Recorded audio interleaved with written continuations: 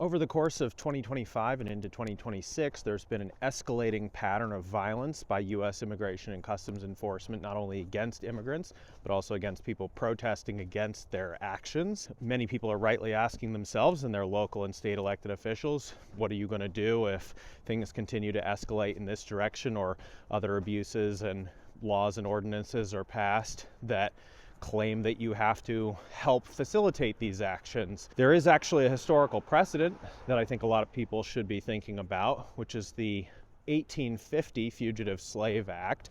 This was part of the extremely unpopular Compromise of 1850 that eventually precipitated the American Civil War. Prior to 1850, the law was essentially that if a slave escaped to a non-slave state, slaveholders had the ability to go into those states and try to recover escaped property, essentially. This was not very well enforced, partly because this was increasingly unpopular in those states, and state governments started saying, hey, maybe you should have to prove that you're not just kidnapping random black people from our states. Eventually, the Compromise of 1850 gets passed that includes a much stronger provision that says not only do they have the ability to go into your state and just provide a sworn affidavit saying that this is true and you have to cooperate. There's not going to be any due process on this. There's not going to be any system for allowing the people to testify as to whether or not they've ever been a slave, whether they were legally freed, anything like that.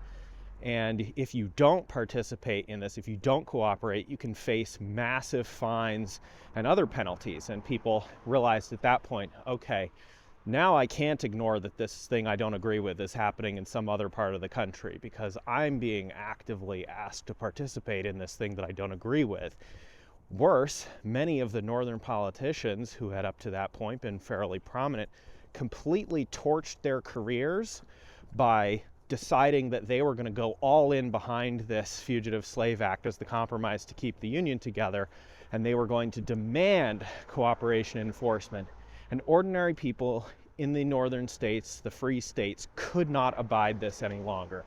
And they just said, you know what, I'm done with it, I'm not cooperating, I'm not participating. And it provided a huge political moment of upheaval that eventually led to more abolitionist aligned people taking control of the federal government, therefore the Civil War resulting from that. But people don't have to participate in these things if they don't want to, and there is a precedent for that. It does require a willingness to challenge the existing authorities until civil rights are actually restored and enforced.